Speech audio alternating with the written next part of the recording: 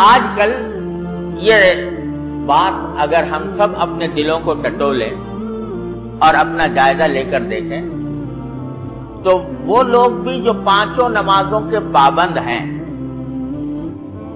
وہ اگر اپنی نمازوں کی طرف متوجہ ہوں تو شاید ہی کوئی اللہ کا بندہ ایسا ہوگا جو نماز کے اندر خشوع کا ویسا اہتمام کرتا ہو جیسا کہ مطلوب. اور بعض لوگ تو بالکل مایوس ہو جاتے ہیں اور یہ سمجھتے ہیں کہ ہم سے خشوع ہو نہیں سکتا کیونکہ ہمارا دل و دماغ جب نماز پڑھنا شروع کرتے ہیں تو دل کہیں ہے دماغ کہیں ہے. اور عام طور سے حالت یہ ہوتی ہے کہ جب آدمی نے نماز شروع کی تو ایسا ہوا جیسے کہ کوئی سوئچ آن کر دیا گیا اور آٹومیٹک مشین کی طرح زبان سے الفاظ نکل رہے ہیں اور نکلتے جا رہے ہیں. دل کہیں ہے دھیان کہیں ہے اور نہ سجدے میں دھیان ہے نہ قرات میں دھیان. یہاں تک کہ بعض اوقات ایسا ہوتا ہے کہ جب نماز پڑھ کے آدمی فارغ ہوا اگر اس سے کوئی پوچھے کہ پہلی رکعت میں کون سی سورت پڑھی تھی اور دوسری رکعت میں کون سی سورت پڑھی تھی تو بعض اوقات یہ بھی یاد نہیں. اس حالت میں ہم لوگ نمازیں پڑھتے ہیں تو بسا اوقات دل میں یہ خیال ہوتا ہے کہ جب اللہ تعالیٰ فرما رہے ہیں کہ نماز بھی ضروری نہیں ہے بلکہ خشوع بھی ضروری ہے تو بعض اوقات مایوسی پیدا ہونے لگتی ہے.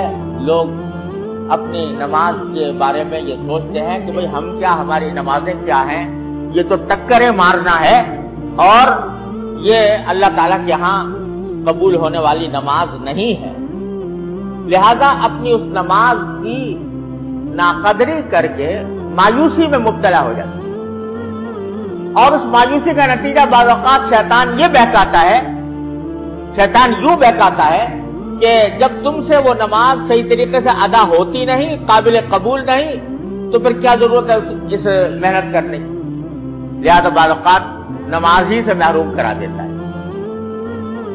تو میں تھوڑی سی بات عرض کرنا چاہتا ہوں کہ خشوع کا کیا مطلب ہے اور کس طرح ہم اس کے اوپر عمل کر سکتے ہیں. قرآن کریم کی اس حکم پر کس طرح عمل کیا جاتا ہے. دراصل بات یہ ہے کہ خشوع کے معنی یہ ہے کہ اپنے اختیار سے آدمی ان الفاظ کی طرف دھیان دے جو وہ زبان سے ادا کر رہا ہے. اس کا آسان طریقہ یہ ہے یعنی جب آدمی نے نماز کی نیت باندھی سورہ فاتحہ پڑھنی شروع کی الحمدللہ رب العالمین کہا تو اس کو پتا ہونا چاہیے کہ میں الحمدللہ رب العالمین کہہ رہا ہوں.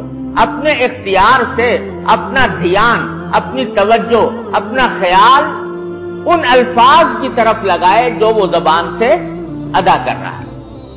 یہ اتنا کر لے گا تو خشوع حاصل ہو جائے گا. اب کیونکہ اللہ تبارک و تعالیٰ نے کوئی ایسا کام انسان کے ذمے فرض نہیں کیا جو اس کے اختیار سے باہر ہو اور جو اس کی طاقت سے باہر ہو اس واسطے اگر بے اختیار کچھ خیالات دل میں آ گئے تو وہ خشوع کے منافی نہیں. اللہ تعالیٰ کے یہاں سے معاف.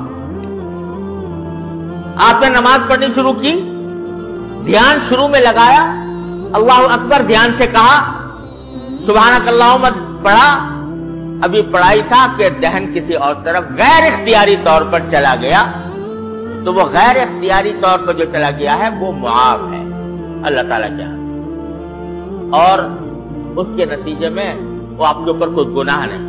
لیکن جب یاد آ جائے پھر فوراً انہی الفاظ کی طرف لوٹائیں جو زبان سے ادا کیے جا رہے ہیں. اتنا کر لیں تو خشوع کی کا جو ادنا درجہ ہے الحمدللہ جو مطلوب